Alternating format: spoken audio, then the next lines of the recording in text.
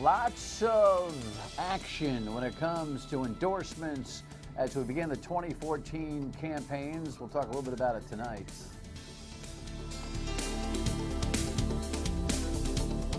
It is a complete pleasure to have you aboard. Thank you so much for tuning in to My State of Mind. I am Dan Yorke. We're here weeknights at 7:30. We repeat at 11:30. And, of course, you can see us online at foxprovidence.com/myritv. You know, we're getting used to the cold. No one's talking about it today. Have you noticed? It was only 14, 15 degrees today anyway. Last night it got down to 3, but we're not going to do anything specifically on it tonight. Everyone's kind of getting adjusted to it. See, the human condition always adjusts. But we're going to get 40s or 50s this weekend, which might have me bringing the sticks back. No, I don't think so. Anyway, tonight we have Mike Napolitano on. He is the chairman of the Republican Party in Lincoln. I don't know how large that meeting is. Can't be very big. But he's also the state Republican Party's communications guy. And he has endorsed Ken Block for governor. And that's an interesting indicator as to how some of the conversations might be going in the state Republican Party about the primary between Alan Fung and Ken Block. So, and Mike's a very conversant guy, so I'm looking forward to having him on board, and that will happen momentarily. In the meantime, by the way, there's a lot going on in Washington. I haven't done a lot of rundown material in Washington right now, but former Secretary of Defense Bob Gates is laid out the president on some Afghanistan war issues in his book, and it's getting a lot of attention nationally. We'll touch on that tomorrow. And of course, there's this ongoing debate as to whether we're going to extend unemployment benefits. So we do know there's a Washington, Virginia, but tonight we are talking about things that are happening here, and I want to elaborate on some of the stuff that's going on in our state house as we begin government for 2014 here. This ridiculous notion articulated by the House Speaker, will cover that. And today there was that effort to lay out a poverty platform. And then there's an interesting op-ed piece by a mayoral candidate in Providence trying to create some kind of a guilt complex for those who say those people. And what a game last night. Oh, oh, oh. So close for the Rams. All right, to our first item. Let's play nice. You know, as somebody, former legislator, texted me today, you know, when it's the first day of school, you get the anti-bullying speech, and that's kind of what happened last night as the General Assembly began. Here's the headline, civility, a call for civility, a focus on jobs. And this was, the civility thing was all started by the House Speaker, Gordon Fox, who made some opening remarks and then elaborated. Let me offer you, because on the radio side at WPRO, we happen to have grabbed the audio from his address to his fellow members of the State House. Here's what he said. I must say, and I'll just briefly, that in many ways we did not end nice on July 3rd. We did not end nice. And I say nice and not nicely because it got personal in a lot of regards. Oh, brother. Don't get me started. I get started coming up here, but here's a broader discussion of that and some other matters. Marilyn Scher was at opening day, so to speak, and filed this report. House Speaker Gordon Fox walked through the General Assembly floor, shaking hands and greeting state representatives before opening the 2014 session. Fox says the economy, jobs, and possibly lowering the sales tax are all up for discussion. It really comes down to what's in the report, and there is some discussion about if you lower, you may be able to increase business. I'd like to see what those numbers look like before I commit to anything. Standing at the rostrum, Speaker Fox told reps, "We did not end nice on July 3rd when the House adjourned last year." The end of the session was sort of turned into a little bit personal, and I mean that the members remember that. I mean, as tough as it gets, you have to stay in play. You have to listen to one another. Fox says the state is facing volatile issues such as pension reform and tolls. The toll that is a symptom of a broader conversation about infrastructure. Yeah, okay, so the Secondment toll is a broader conversation, no doubt, and tax issues are something that we ought to be debating. But this whole middle discussion that Marilyn offered there from the House Speaker about playing nice and listening to each other, you know what? I don't care if I don't want to see gratuitous fighting at the State House, but frankly, on the issues, I don't care if they kill each other, figuratively, of course. This whole notion, you know, you got to parentheses what Gordon Fox is saying. We need to be nicer, or we need a better atmosphere. Got a little rough last time. Parentheses, please don't investigate me. Oh, can we work together? Parentheses, please don't investigate me. We need to cooperate. Parentheses, please don't investigate me. And by the way, let me chastise you for not behaving well. And let me know that I'm letting you know that I'm in power. And so I'm going to continue to kind of put it on you to behave better so that you don't ask for me to be investigated. He needs to be investigated for the backroom deals on 38 studios. It's been a debacle that he was unanimously elected back to the Speaker of the House position, and that he continues to operate in 2014 under this peacenik mode, thinking that he can get away with creating more distance between the body and him, where the body ought to be asking for him to be investigated. And you know what? When you have children in the legislature, like State Representative Michael Marcello, who, by the way, is the chairman of the House Committee investigating 38 studios, shuffling paperwork, he says this to the Providence Journal: the first day of the session is like the first day of school.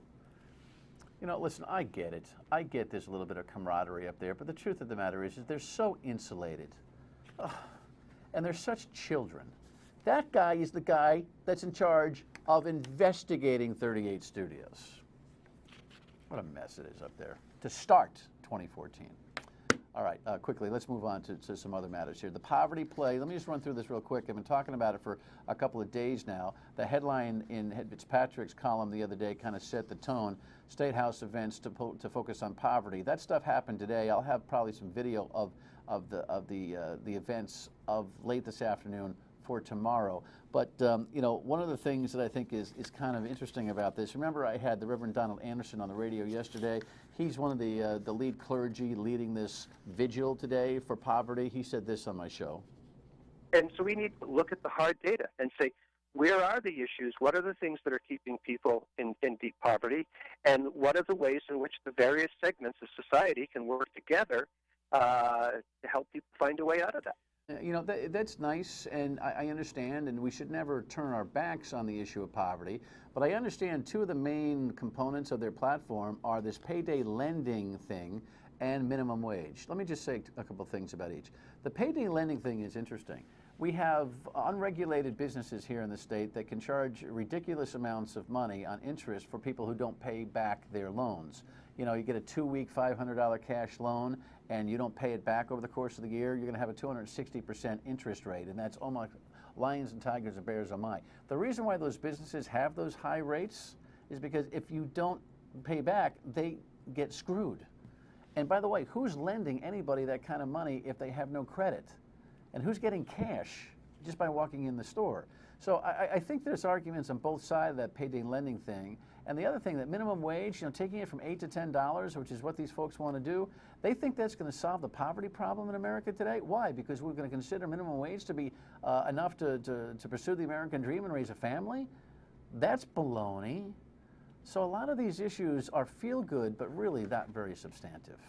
What is substantive is this debate going on about the parole and probation office in downtown Providence. Now, we've covered that in two ways in the last couple of days, and it has now been resolved temporarily because the state has reversed its position to bring this business down from the south end to across from Kennedy Plaza. I'm sorry, the state office that has some 1,500 folks that are perusing through looking for parole and probation after their crimes have been served. Angus Davis, one of the people in downtown Providence who had a big problem with this, was on the show the other night. I remind you what he had to say.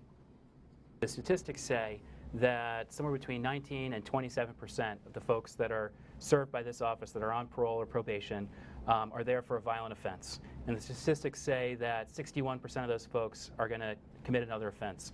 So if anything, I just am concerned about the safety of my employees and making sure that we locate this office in an appropriate location. For the sake, just to be clear, I don't think it should be on Prairie Avenue either. That's a residential neighborhood. Okay, so today there was an op-ed piece, here's the headline in the Providence Journal, "Time for All of Us to Come Together," written by mayoral candidate Jorge Elorza, who's been on this program before. He goes on about I just want to say something about this everybody is equal thing. He writes the following: despite concerns like those who have been legitimately worried about whether this is a proper place for this facility. He says, I've been upset to hear strains of another argument made against the state's plan. It's an argument claiming that the mere presence of those people will damage our economy and threaten the safety of legitimate downtown goers, despite assurances by the Providence, Pawtucket, and Woonsocket police departments that they've never experienced increased problems around parole and probation offices. And he goes on to say this, let me make this clear, parolees and probationers who have committed themselves to rehabilitation and re-entry into society have just as much right to be in downtown Providence as, say, the head of a bank. Segregation and inequality are the greatest challenges our society faces, and these problems are compounded every time we choose to exclude the most vulnerable among us, the very people we should be working to help and support. You know, again, that's all nice, but does anybody remind anybody who's committed a crime that a stigma does attach to you and that people are afraid of people who commit violent crimes, and that, you know what, despite great stories of rehabilitation, that's never going to change? So how about the moral of the story being, your life is damaged forever by committing violent crimes? You're equal in God's eyes, but society, understandably, views it a little differently. And finally, what a game. Roll some of that B-roll, Steve. It was just, oh, how hard was it? You know, URI has got this basketball program on the come. Now listen, I'm a little bit, self-interested. I'm a public address announcer at the arena for these games, and boy, I had a sore throat after this one, I can tell you. But they took St. Louis to the wire. St. Louis is supposed to win the Atlantic 10. Here was the difficulty. Just a little bit at the end. This thing, a lot of people think there was a foul, but Xavier Munford fell down. He couldn't throw up a winning shot or get fouled, and so they lose by 1. Just know that this is a program on the come, and it's worth a trip from anywhere in Rhode Island to go down and buy tickets to the Ryan Center. If you fill that building, it's worth 10 points. I'm telling you, it is. You know, when the dunk is full for PC, it's the same. Big one with Georgetown tonight, by the way, for them. All right, just telling you, come on down, fight the cold. It's all about state spirit. All right, when we come back, the politics of the GOP right now. Very interesting. Stay with us.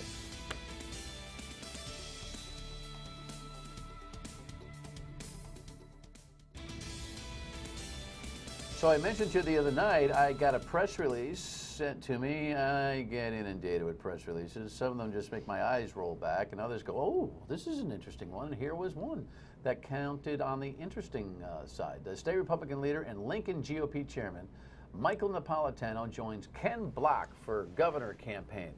And so I said, oh, yeah? All right, let's just get this guy on the radio. Oh, he can't talk to me on the radio because the state Republican Party is boycotting WPRO, and we'll cover that in a second. That's not my primary reason for having Mike in, but Happy New Year to you, kiddo. Nice to see you. Good to see you. A communications guy, teaches at college courses, and has been instrumental in a lot of campaigns, very active in the Republican Party.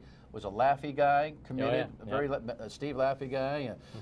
John Robitaille for governor, John Laughlin for Congress until he kind of bailed and left you at the altar. And and now you have joined Ken Block. Short answer, why?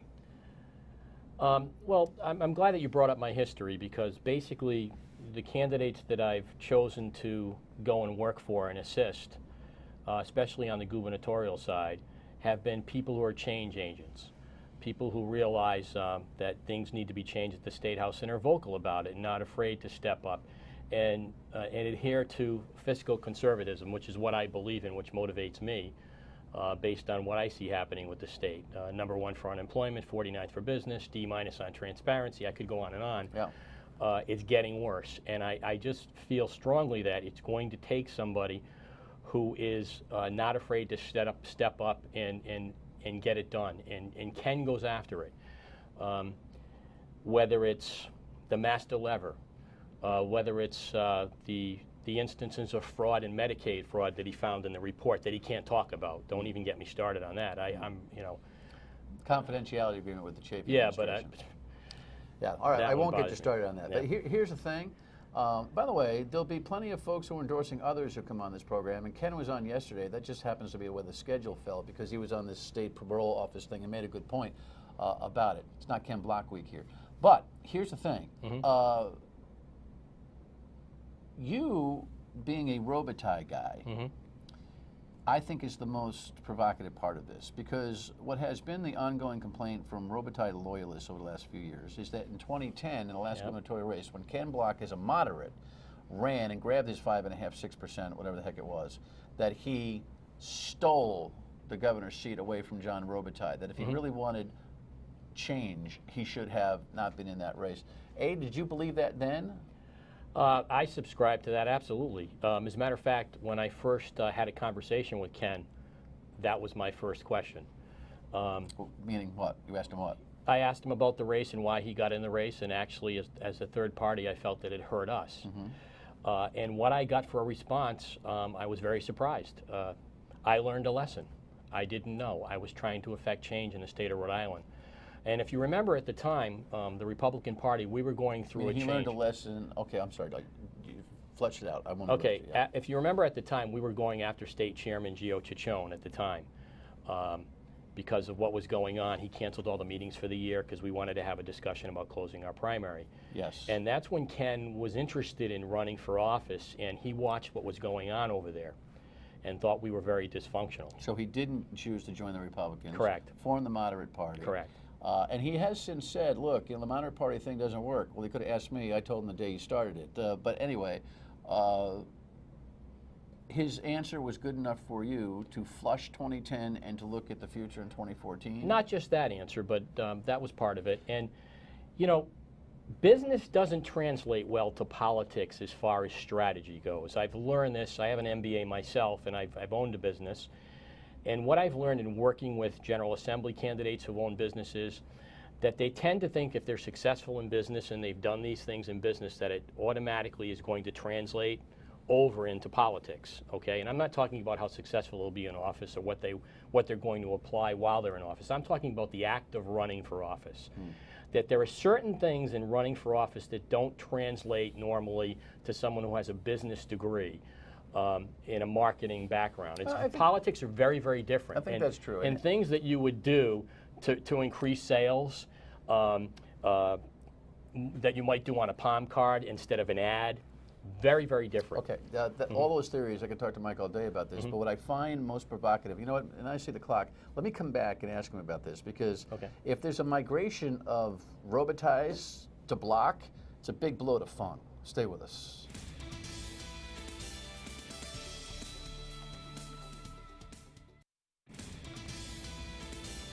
Mike Napolitano is the Director of Communications for the State Republican Party, and Mike and I could go on all day about a whole bunch of things, and we will over the course of 2014, I can promise you, but he's just endorsed Ken Block, the new Republican, if you will. And you know, Alan Fung, the mayor of Cranston, the other major candidate in the Republican Party for governor, has really kind of tried to play the establishment game here, that the establishment of the party is with him, exploratory committees and all that kind of stuff. You as a Robitaille supporter, moving over to Block, I think is an ouch. You individually, all due respect, may not be the end of the world, but if that thing starts to move, that's bonus establishment points for Ken Block that he wasn't counting on. Am I correct? Yeah, and I understand that Alan sees himself as the establishment candidate. He's been here a while. He's got a lot of support. There's a lot of good people supporting Alan. But I've been in a primary before. I mean, I went through this when we went up against Victor Moffitt. People choose their candidate to choose their side. When John Robitaille went against Victor Moffitt. Correct.